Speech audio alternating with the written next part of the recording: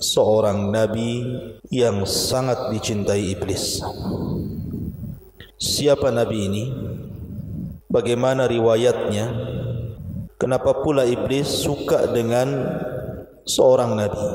Padahal iblis adalah musuhnya para nabi. Ma'asyiral muslimin yang dimuliakan Allah Subhanahu wa taala, sebagaimana yang sering kita dengar bahwa iblis adalah makhluk yang terlaknat yang Allah Subhanahu wa taala ciptakan sebelum Allah menciptakan manusia, bahkan menempati bumi sebelum manusia menempati bumi. Dan Allah Subhanahu wa taala ciptakan dari api bahkan sebelum iblis dilaknat oleh Allah Subhanahu wa taala. Dia termasuk makhluk yang sangat dimuliakan, bahkan hidup di alam para malaikat. Akan tetapi ketika Allah Subhanahu wa taala menciptakan Adam dari tanah, kemudian meniupkan ruh langsung oleh Allah Azza wa Jalla, dan Allah perintahkan para malaikat untuk sujud, tetapi iblis enggan sujud, bahkan sombong, bahkan tidak mentaati perintah Allah. Dari sini Allah Subhanahu wa taala laknat iblis sampai kiamat. Ma'asyiral muslimin yang dimuliakan Allah Azza wa Jalla, maka sebab laknat Allah kepada iblis inilah, maka permusuhan iblis kepada Bani Adam akan terus sampai kiamat dan akan berusaha untuk menyesatkan mereka. Akan tapi ada satu kisah yang disebutkan dalam beberapa literatur sirah dari Abdullah bin Umar radhiyallahu anhuma. Dia mengatakan, laqiya iblisu Musa. Suatu ketika iblis ini berjumpa dengan Nabi Allah Musa alaihi salatu wassalam. Faqala, dan mengatakan, ya Musa, antal ladzi istafaka Allahu birisalati wa kallamaka takliman. Kemudian, wahai Musa, sesungguhnya Allah telah memilihmu dengan risalahnya, dan ia telah mengajak bicara denganmu dengan pembicaraan, artinya Musa adalah kalimullah.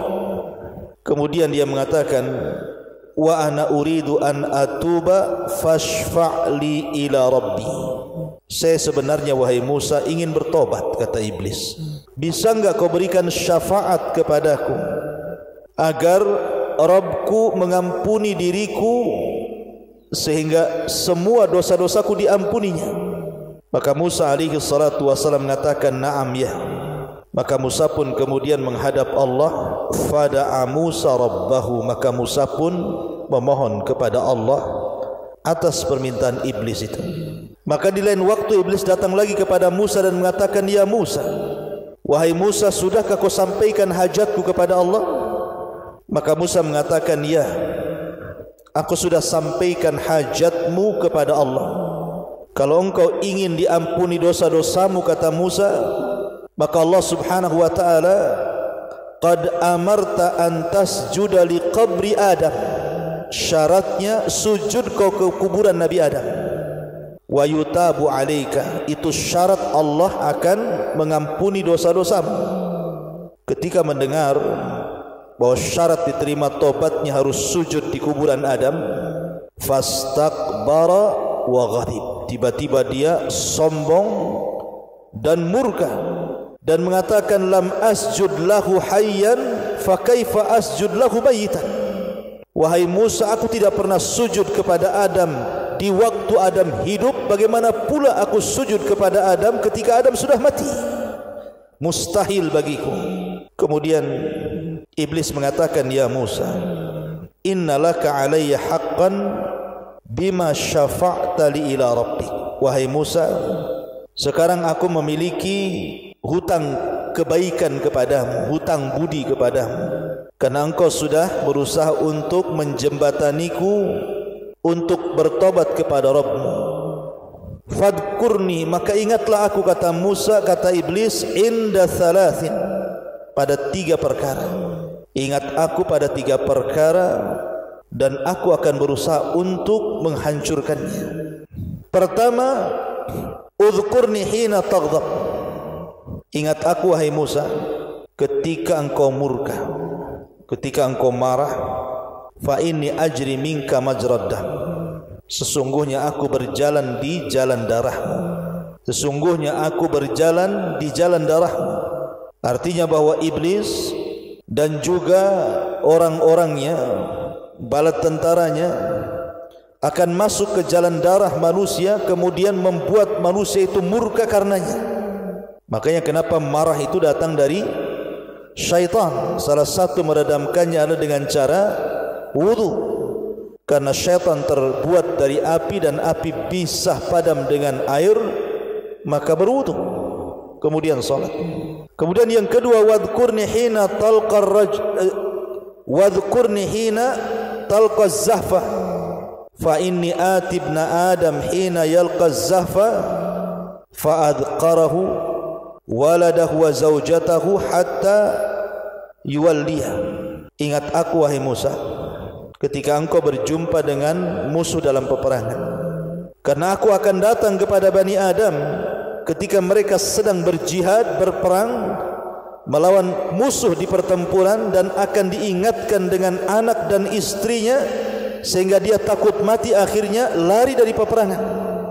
Kemudian yang terakhir, wa iyyaka an tujalisa imra'atan laysat bidzati mahramin fa inni rasuluha ilaik wa rasuluka ilaiha. Dan ingatlah diriku wahai Musa, bahwa hati-hati, tidak boleh engkau berdiam diri dengan seorang wanita yang bukan mahramnya, karena sesungguhnya aku adalah utusan yang akan menggoda dirimu dan menggoda si wanita itu. Maka kata syaitan, kata iblis, ingatlah tiga perkara ini. Bani Adam akan hancur kalau mereka tidak ingat bahwa itu perbuatan iblis. Riwayat ini disebutkan oleh Al-Imam Ibnul Asakir dengan sanadnya dalam Tarikh Dimaski, dan juga Imam Ghazali dalam kitab Ihya Ulumuddin, dan juga Ibnul Jauzi dalam kitabnya Talbis Iblis, dan beberapa juga para ulama mencantumkan dalam kitab-kitab mereka. Ma'asyiral muslimin yang dimuliakan Allah Subhanahu wa taala, termasuk juga Al-Imam As-Suyuti mencantumkan dalam tafsirnya ketika memberikan catatan kepada surah Al-Baqarah 31 sampai 33. Wa 'allama Adamal asma'a kullaha thumma aradahum 'alal malaikati faqala anbi'uni bi asma'i haula'i in kuntum shadiqin. Qalu subhanaka la 'ilma lana illa ma 'allamtana innaka antal alimul hakim. Qala ya Adamu anbi'hum bi asma'ihim falamma anba'ahum bi asma'ihim qala alam aqul lakum inni a'lamu ghaibas samawati wal ardi wa a'lamu ma tubduna wa ma kuntum taktumun. Dan Allah telah mengajarkan seluruh nama-nama kepada Adam, kemudian ditampakkan kepada para malaikat, kemudian dikatakan, beritahu diriku nama-nama mereka jika kalian adalah orang-orang yang benar. Maka para malaikat mengatakan, maha suci engkau, tidak ada pengetahuan bagi kami kecuali apa yang kau ajarkan kepada kami. Engkau zat yang maha mengetahui lagi maha bijaksana. Maka Allah firmankan, wahai Adam, beritahu mereka para malaikat dengan nama-nama mereka. Maka tatkala Adam beritahu mereka para malaikat dengan nama-nama mereka, maka Allah Subhanahu wa taala katakan, bukankah sudah kukatakan kepada kalian, sesungguhnya aku mengetahui kegaiban langit dan bumi, dan aku mengetahui apa yang tampak dan apa yang kalian sembunyikan. Al-Imam Asy-Syuyuti dalam kitab Ad-Durar Nuthur ketika memberikan catatan kepada ayat ini, beliau membawakan sebuah riwayat daripada Imam Ibnu Akhrajahu Ibnu Abi Dunya, dikeluarkan oleh Ibnu Abi Dunya dalam Makaidus Syaitan, dari Abdullah ibn Umar radhiyallahu anhuma. Riwayat yang kurang lebih dengan riwayat yang saya baca di atas. Jadi iblis itu suka dengan Nabi Musa alaihi salatu wassalam, karena Musa itu memang nabi yang dekat dengan Allah Azza wa Jalla dan suka berdialog. Maka disematkan kepada Musa kalimat Kalimur Rahman, nabi yang suka berdialog dengan Allah. Karena di antara 25 nabi dan rasul, yang dikenal dengan Kalimur Rahman itu 3. Pertama Adam, yang kedua Rasul kita Muhammad sallallahu alaihi wasallam, dan yang ketiga Musa alaihi salatu wassalam. Adam ketika di sorga, Rasul ketika di Sidratil Muntaha, dan Nabi Musa ketika di Bukit Saina. Tetapi yang banyak berdialog dengan Allah Azza wa Jalla secara langsung tanpa perantara adalah Musa. Sehingga apapun yang dipesankan iblis kepada Musa, Musa bisa menyampaikan kepada Allah Subhanahu wa taala. Makanya dia berjumpa iblis suka dengan Nabi Musa dan mengatakan, ya Musa antal ladzi istafaka Allahu bi risalatihi wa kallamaka takliman. Wahai Musa, engkau rasul yang Allah pilih dan engkau rasul yang suka berdialog dengan Allah Subhanahu wa taala. Bagaimana idza tubt, kalau aku seandainya bertobat kepada Allah Azza wa Jalla, apakah aku akan diampuni? Bisakah engkau menjadi perantara diriku dengan Allah? Isfa'li ila Rabbi an yatuba alayya. Bisakah kau menjadi perantara bagiku wahai Musa? Bincangkan dengan Rabbku, maukah dia mengampuni dosa-dosaku? Artinya iblis di sini kepengen sekali bertobat sebenarnya. Maka kenapa iblis itu menangis apabila melihat seseorang itu sujud? Dan dia pun mengatakan, Allah perintahkan aku untuk sujud, aku pun tidak sujud, sementara hamba ini perintahkan sujud, dia sujud. Makanya suatu saat di masa Nabi Musa, iblis ini ingin bertobat kepada Allah Azza wa Jalla, dan dia minta kepada Musa sebagai perantaranya. Maka Musa pun fada'a Musa Rabbah, meminta dan berdoa kepada Allah Subhanahu wa taala, menyampaikan permohonan iblis itu. Kemudian setelah Musa menyampaikan keinginan iblis, maka iblis datang kepada Musa, ya Musa qad qadaita hajataka. Wahai Musa, sudahkah engkau melaksanakan hajatmu? Kemudian falaqiya Musa iblis, maka Musa pun berjumpa dengan iblis dan mengatakan, ya iblis, qad amarta an tasjuda li qabri Adam wa yutabu alaika. Aku sudah sampaikan perkaramu kepada Allah. Allah hanya minta syarat kepadamu, sujud ke kuburan Adam, nanti Allah akan ampuni dosamu. Maka mendengar disuruh sujud kepada kuburan Adam, ghadib, murka langsung iblis itu, enggak terima. Maka dia mengatakan, lima asjud lahu hayyan asjudu lahu mayyitan. Kenapa aku harus sujud kepada Adam di waktu dia hidup, sekarang kau pula suruh aku sujud di waktu dia mati? Waktu Adam hidup saja aku enggak mau sujud, sekarang dia sudah mati kau perintahkan aku sujud? Oh tidak, aku tidak mau. Maka iblis mengatakan, ya Musa annalaka alayya haqqan bima syafa'ta li ila rabbik. Wahai Musa, ada 3 perkara yang harus kamu ketahui sebagai imbalan bahwa engkau sudah berusaha untuk menjembatani diriku dengan Rabbku. Maka kemudian iblis pun menyebutkan 3 perkara tadi yang saya ulang. Pertama, ingat iblis ketika marah, bahwa marah itu berasal dari syaitan. Yang kedua, mengingatkan soal peperangan, bahwa lari dari peperangan itu adalah perbuatan iblis. Kemudian yang ketiga, seorang laki-laki yang berduaan dengan wanita yang bukan mahram, maka itu pun perbuatan iblis. Makanya Nabi SAW bersabda, la yakhluwanna rajulun bimra'ati illa wa thalithuhuma syaitan.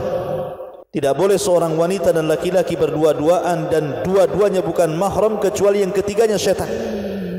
Ma'asyiral muslimin yang dimuliakan Allah Azza wa Jalla, inilah 2 riwayat yang disebutkan para ulama bahwa iblis itu menyukai Musa karena memang Musa bisa menjembatani dia dengan Allah Subhanahu wa taala. Tapi ketika Allah sudah berikan putusan, dia bisa menerima tobat iblis dengan syarat menghilangkan kesombongannya untuk sujud kepada Adam, tetapi kesombongannya tidak mau hilang. Ma'asyiral muslimin yang dimuliakan Allah Azza wa Jalla, akan tetapi tentang 2 riwayat ini Syekh Albani rahimahullahu taala menganggap bahwa 2 riwayat ini lemah, sebagaimana disebutkan dalam kitabnya Al-Jami' As-Saghir pada nomor urut hadis ke 2213 bahwa hadis ini lemah tidak bisa dijadikan sandaran. Tetapi 3 perkara yang disebutkan iblis itu sahih secara makna karena banyak hadis-hadis yang mendukung tentang 3 perkara itu. Pertama, soal marah. Nabi SAW bersabda ketika seorang datang kepada Rasul minta diwasiati, dinasihati, diminta wejangan kepada Rasul, dan Rasul mengatakan la taghdab, la taghdab, la taghdab, faraddada miraran la taghdab. Jangan marah, jangan marah, jangan marah. Maka Rasul terus mengulang-ulang kalimat nasihat jangan marah itu, karena memang marah itu dari syaitan. Makanya Rasul mengatakan kalau anda sedang marah di waktu berdiri duduk, kalau anda marah waktu duduk baring, kalau anda marah di waktu baring wudu, kalau anda masih marah juga salat, dan begitu seterusnya. Kemudian juga termasuk orang yang lari dari peperangan. Al-Imam Az-Zahabi rahimahullah ta'ala menyebutnya salah satu minal kabair, dosa dari dosa-dosa besar seseorang lari dari peperangan. Kemudian juga seseorang berkhalwah, riwayat-riwayatnya sahih. Tapi yang jelas bahwa walaupun demikian, maka iblis tetaplah iblis, makhluk yang sudah dilaknat Allah Subhanahu wa taala dan akan senantiasa menggoda kita. Oleh karena itulah hati-hatilah dari tipu daya iblis. Karena iblis akan menggoda kita ini selangkah demi selangkah, setahap demi setahap. Mulai daripada yang berat, mengajak kita kesyirikan, menyembah selain Allah Azza wa Jal. Kalau tidak bisa, turun tensinya ke bawah, mengajak kita menentang Nabi dan Rasulnya dan menentang ajarannya. Kalau tidak bisa, maka turun ke bawah, mengajak kita untuk melakukan dosa-dosa besar. Kalau tidak, maka terus ke bawah, disuruhnya kita untuk melakukan dosa-dosa kecil. Kalau tidak bisa terus ke bawah, disuruhnya kita melakukan hal-hal yang tidak ada faedahnya, sehingga kita disibukkan dengan perkara-perkara yang tidak ada manfaatnya, sampai akhirnya kita terlena dengan godaannya. Makanya Allah mengatakan wala tattabi'u khutuwatis syaitan, jangan kalian mengikuti langkah-langkah syaitan, karena syaitan itu aduun mubin, musuhmu yang paling nyata.